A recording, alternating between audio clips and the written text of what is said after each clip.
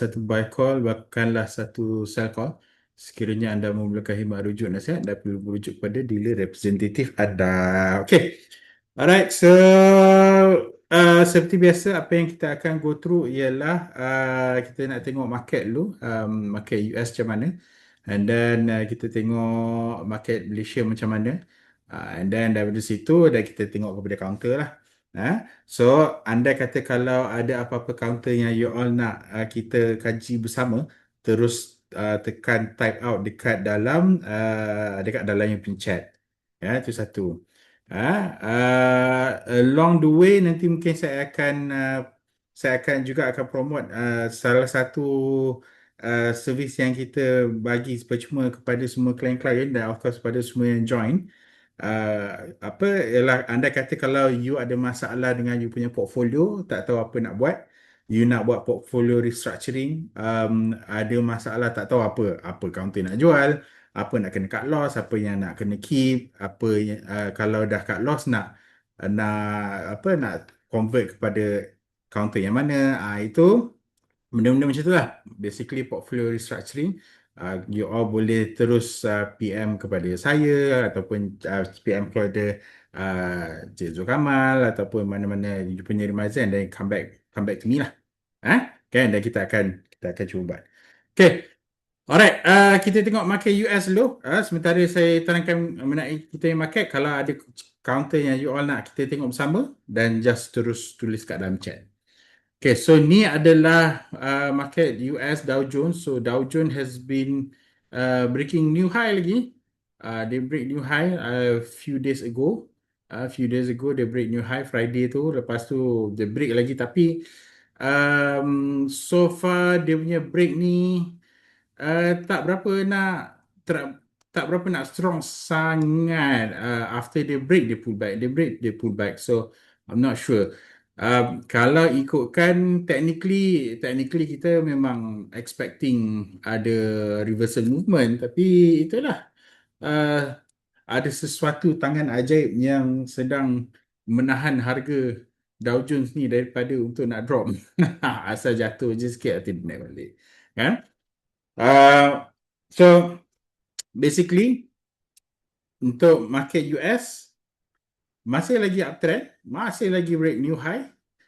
However, perlu berhati-hati, we are expecting reversal, tapi that reverse, kita punya expectation of reversal ni dah lama sangat ni.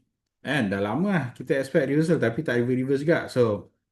So far as the trend is our friend until it bends, when it ends. So selagi trend dia masih menaik, kita masih lagi bullish lah.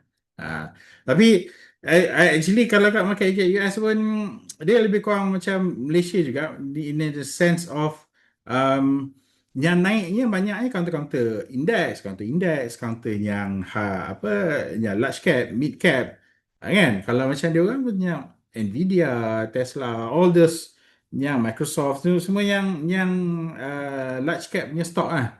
So yang tu. Tapi yang small cap dia macam Malaysia juga, small cap macam tak adalah nak kata menaik sangat pun, tak adalah hebat pun dia. So macam tu. So yang banyak naik adalah sebenarnya large caps. Ya. So and then kita tengok gold. Ya. So gold dia dah make high tu, dia sampai 5,006, lepas tu dia flush.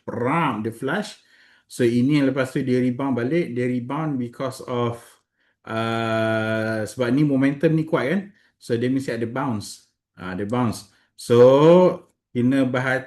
so kita expecting dia untuk actually lagi sekali drop ni untuk gold ni. Technically. So kalau tengok kepada keadaan sini pun dia macam buat pendant sikit. Bukan pendant. Apa ni? Wedge. Dia macam buat wedge sikit. So this is actually quite a bearish punya wedge. So we are expecting dia actually untuk nak come down balik ni sebenarnya. So ni sebab dia dah turun kuat. Lepas tu dia bounce. Lepas tu as dia naik ni, tapi dia punya candlestick ni dia makin kecil. Bila dah kecil, lepas tu habis dia tu zap lagi sekali. Technically. technically untuk gold. So andai kata kalau you are also a gold trader yang mempunyai gold physical, you dah beli awal dulu kan, I don't know. So we are expecting harga to go lower, but gold physical ni dia depends. Dia bergantung kepada you punya mindset. Some people they just keep buying je. Tak kisah berapa harga, just beli je sebab long term kan. Long term gold memang akan insyaAllah akan sentiasa naik. So if you are planning to invest in gold untuk your simpanan retirement ke, untuk simpanan untuk anak pergi universiti ke, all education fund ke, nak beli kereta baru ke, another few years ke depan ke, it's okay. Just keep on gold saja, tak ada masalah.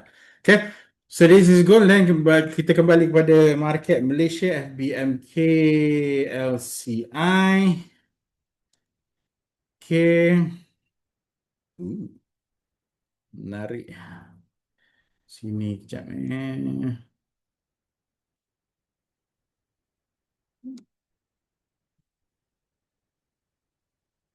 Okay.